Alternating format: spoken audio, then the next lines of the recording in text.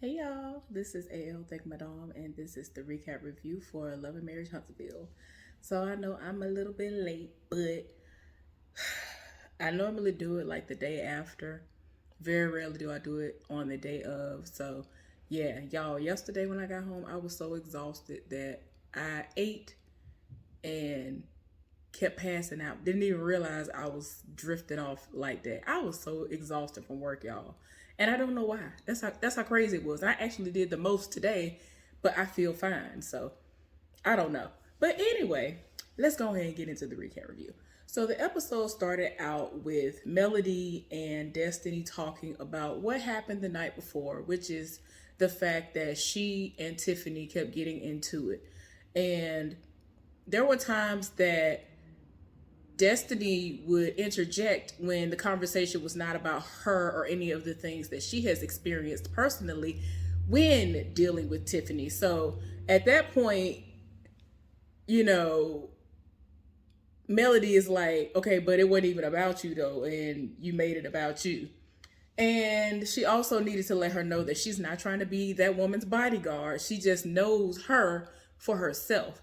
And she notices when she is like stepping outside of herself and doing a little bit more than she usually would. So she's just kind of like, all right, now, like, this is not like Destiny. Why is she doing all of this?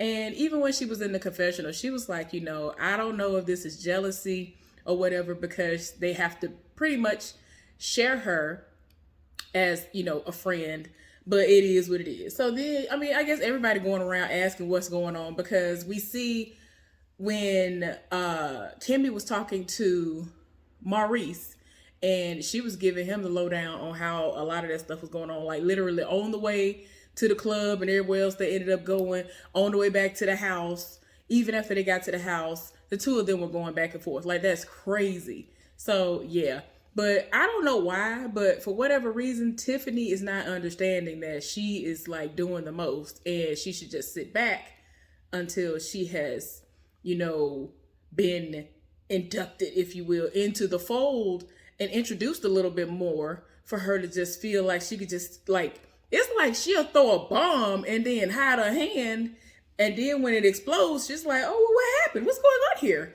And I'm like, you didn't see what you just did? Oh, okay. So anyway, then we see Letitia and her husband in their room talking, and she wants to know where they went and did they have a good time. And he was like, well, I mean, everything seemed fine, but you know, I've noticed all of these things that keep happening because people were bringing up things that have happened.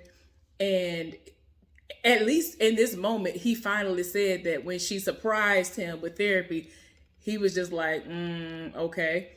And she felt the need to be like, well, I don't understand why people are trying to make it seem like I'm insecure. And they're saying that y'all had y'all private conversation, him and the other guys, and made it seem like she's insecure. And he was like, because she asked, do you think I'm insecure? And he was like, no, I don't think you're insecure. I think that you have insecurities within our relationship. And so she trying to make it seem like, well, all the stuff that's been going on, especially things that are disparaging to our marriage, yeah, that's making me feel some type of way. And the way that people that I feel love us even come to me and question, our relationship, it makes me feel some type of way. But at the same time, it's like, child, I hate the way that he wanted to equate, people who come to her, who know them personally. And he's like, well, are they married? Would you take financial advice from them? And I'm like, okay, but I get what you're saying, but at the same time, there are people who could be on the outside looking in and seeing something that you don't see. And it doesn't help when, especially when the rumors have been swirling for years about him having outside children and all this other stuff, that he's the type of person, he's just like, I'm not going to respond. It's like, what? If you lied on me, saying I got a whole nother family out here, at least one other family out here, other kids, I'm going to 100% deny it, especially if it's something that is not true. Why would you just say, well, I'm not even going to dignify that with a response? That's pretty much what his response is, like every time.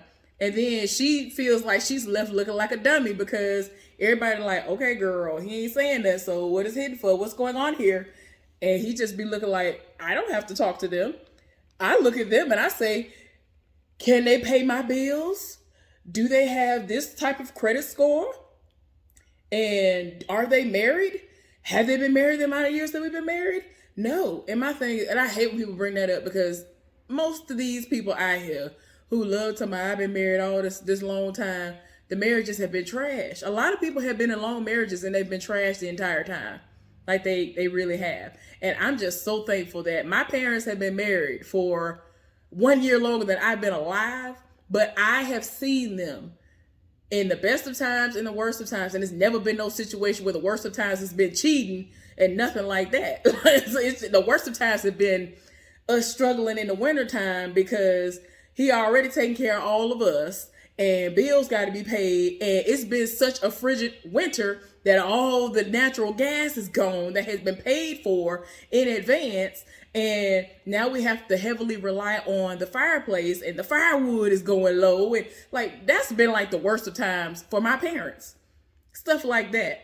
The worst that I've ever seen my mama was when her mother passed away. When my grandmama passed away, the way that my daddy legit took off work and was at the house with her and comforted her and all that. Because my mama usually is a G. Like, I mean, I love joking, talking about I'm a gangster, I'm a G, I'm a thug, and all this other stuff. But I'm only saying that in regards to my strength and how I try not to allow people to run over me and all this other stuff, and how I usually can spot certain things. Now, have I been a dummy for love? Have I been blinded by love like people like Letitia have been? Yes. She legit will turn a blind eye knowing that he's right in her face saying something that makes absolutely no sense. And then it's like, girl. And like everybody in the room will look at her like, ma'am. And then she looking like a fool because she feels some type of way. And we're going to get into that later on, because more of that is going to be very evident in this episode. And, you know, within this same conversation, she's in her feelings because she takes the kids on vacations or whatever, right? And he works so much that he's usually not there. Like 99% of the time, he's not there for the family vacations. And that's because he's working. And she's just like, all I want is a little bit more time. I just want time with you and whatever. And so he's trying to get her to understand, I am trying to build, what they call it, generational wealth for our children. I want them to be able to choose whatever it is they want to do in life and not have to worry about how it's going to be paid for, no matter what it is and all this other stuff. So then within the same conversation, she was like, oh, I want to have fun. We are in Vegas and I want to, you know, have a situation. Are you open to, you know, anything, you know what I'm saying, since we're here? And then she brought up the ceremony, talking about a commitment ceremony. And he's like, if something happens, I just want it to be the two of us and that's it. I don't want it to be everybody. Apparently they'd already agreed that when the 25th anniversary comes around, if it comes around, that's when that is going to happen again. But we already know that she's already planned all of this. And Tiffany on the last episode ended up asking her like, well, he didn't seem to be a fan of when you surprised him the last time with therapy. So I'm pretty sure he's not going to be a big fan of this. Like, you need to talk to him, or you need to put that out of your mind, because it don't seem like it's going to be something he's going to be here for. So now she's trying to make it seem like she's glad that she asked him about it. And I'm like, girl, it amazes me how you don't know your husband. Even his brother later on in the episode was like, apparently she don't know him because he's not a fan of surprises. Like, nah. I'm pretty sure if the surprise was a threesome or something sexual like that he might have been talking about, yeah, he'd be on board with that. But as far as something like that, he ain't here for it. But we gonna get into that a little bit later on, y'all. So anyway, when she was done talking to her husband, she went to talk to Tiffany and her husband, Lewis. And so Tiffany wanted to know if they were good. And so she was like, oh yeah, we're good. I just think that you need to work on your timing. And so she in the confessional like, well, I guess I'm gonna have to work on my timing, because I didn't think that there was a problem with me talking about any of this stuff in front of people who already known one another for so long and all of that. So she and her husband were pretty much trying to see where were they going to go with the idea of a recommitment ceremony and all this other stuff. But she tried to make it seem like they've decided that that's a situation that's not going to happen. I don't know if they were trying to be messy, but they were trying to make it seem like, no, you should still go with it. You should still go along with it because she's paid for this time slot to be rented out, thinking that this is something that she's going to get done, even though we all know that this is something that she wants to happen. But he was like, nah. So they really stood up and told her, no, you should go along with it. And so she was like, look, y'all dress accordingly, and they still trying to egg it on, but she was like, we're definitely going to be going to dinner, but, cocktail attire, do what you do. And I'm just like, child, it's sad. It's sad that it just comes off like she has to walk on eggshells when she's talking to him.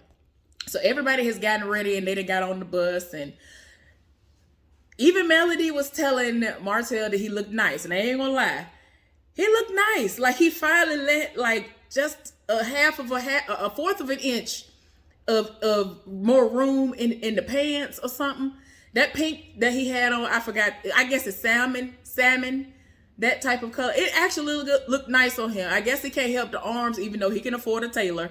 But yeah, to me that looked nice on him, and she actually complimented him. I was like, oh. And I think she initiated the compliment, so he said the same for her. But yeah, they talking, want to know where they're going, and all this other stuff. So I'm just like, okay, everybody's excited. They don't know where they're going. And they were kind of trying to joke and talk about what Martell had on, because Marceau was like, I would wear something like what he's wearing, except I would dial it back like 90%, which is pretty much, you ain't finna wear nothing like what he got on. But they ended up pulling up to the chapel. And so they looking like, oh, okay, child, try to figure out what they're going there for. And so, like people were joking. It was like, oh, maybe it's going to be Mel and Martell. And so she's trying to figure out like, why is it that everybody is having a hard time understanding that the relationship is over? Whether that's something that he has in his mind or not, Melody ain't here for it. And she's like, yeah, I want him to move on. Like, I've gotten to a point where I want him to move on and, find somebody else. So, yeah, even though he has said that he hopes that somebody finds her and it ends up being terrible and treats her bad and all this other stuff, that's trash. But anyway, they're in the chapel, and so she's making an announcement like, anybody want to do a recommitment to their relationship and all this other stuff. And like, she just kept trying to find different ways of saying the same thing.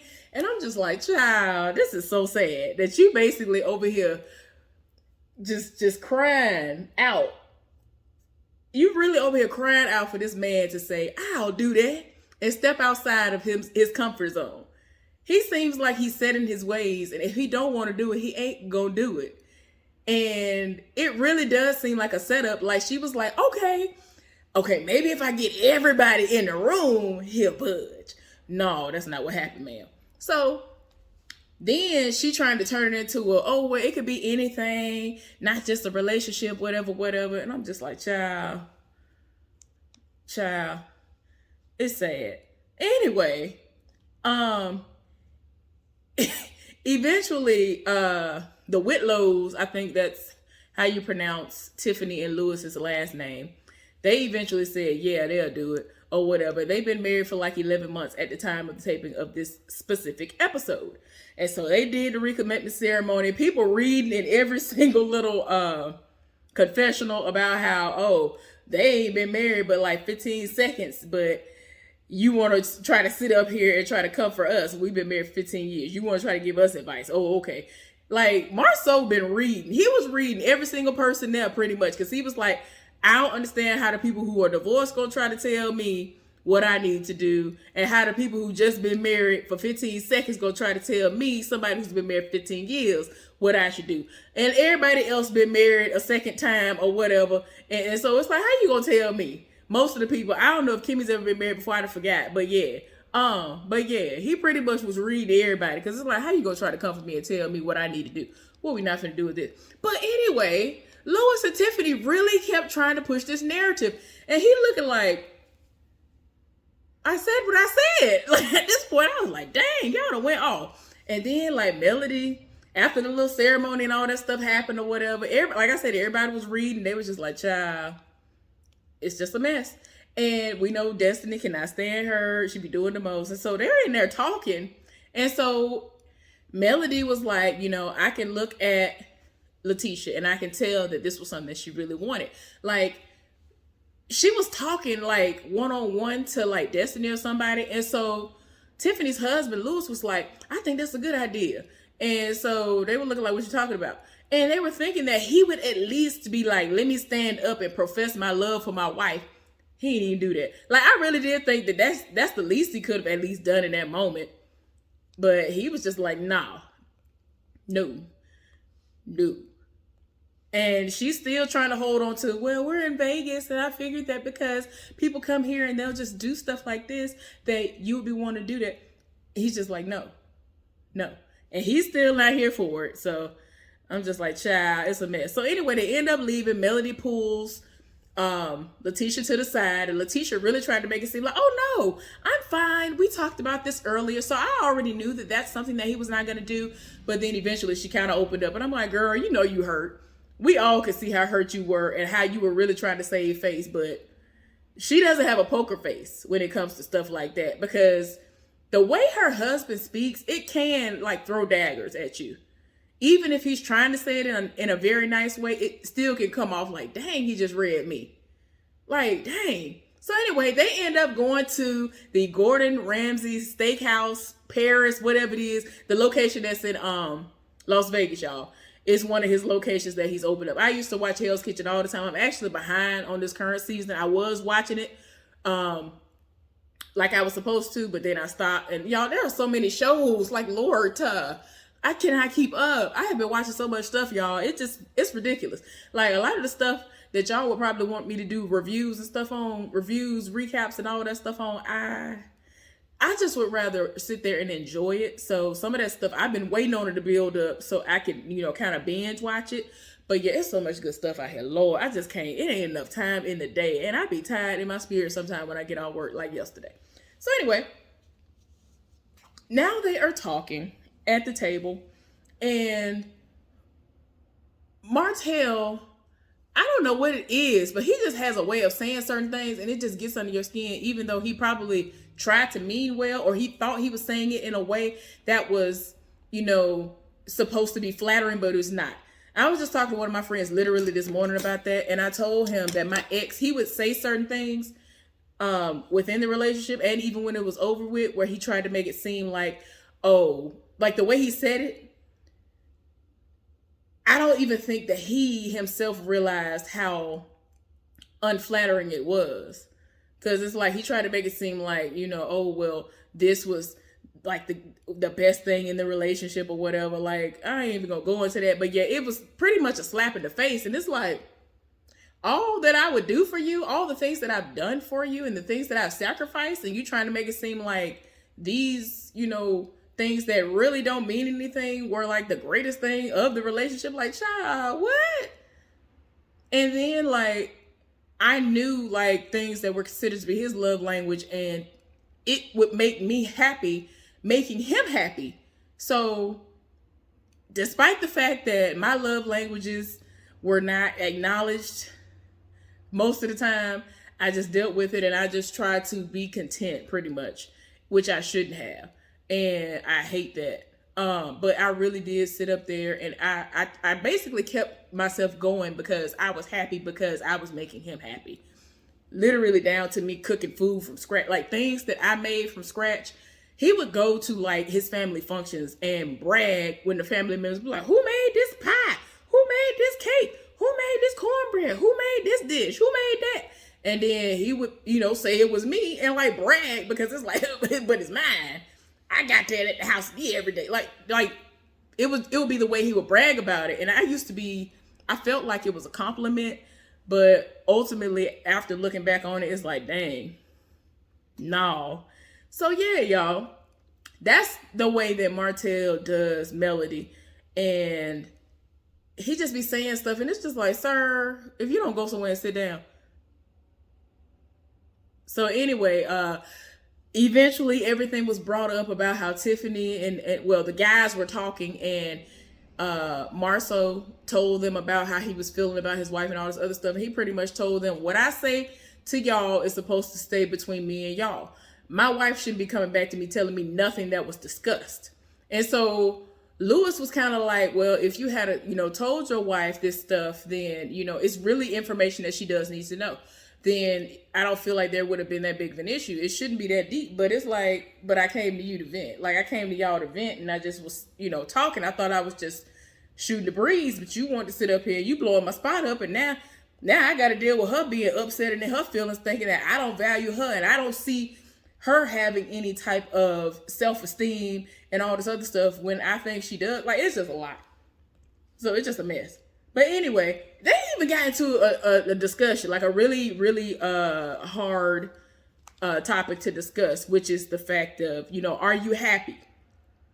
And wouldn't you want to be happy and all this other stuff? He was like, I mean, being happy is fine, but y'all don't understand. I've gone through some stuff. Like, there are times, a lot of times I've been depressed. And like the whole table got real serious and quiet and people were just looking like, wow. So yeah, like I understand that, but you should be able to have a partner that you can go to and talk and let them know that that's how you're feeling, because that's a really deep, dark place to live in. Now, after you have discussed that with them, I think that especially if it's like a really deep depression, you need to see somebody. Because when I tell you I have been deep down in it, I didn't want to be here no more. I did not want to be here no more. I had stopped going to my classes at Alabama State University. I had the plan and everything. I was ready to go. I was tired. I'm telling you, I had it planned down to the T, where my family was going to find my body, all of that. So when I tell you, I understand when it comes to depression and suicide and all that stuff, suicidal thoughts, I 100% understand. I ain't playing games when it comes to that. So that's why the table got really, really serious. And they ended up, I'm glad that they did put a suicide prevention hotline number up there at the end of the episode, y'all. So that was the episode. We're going to see what happens after they done.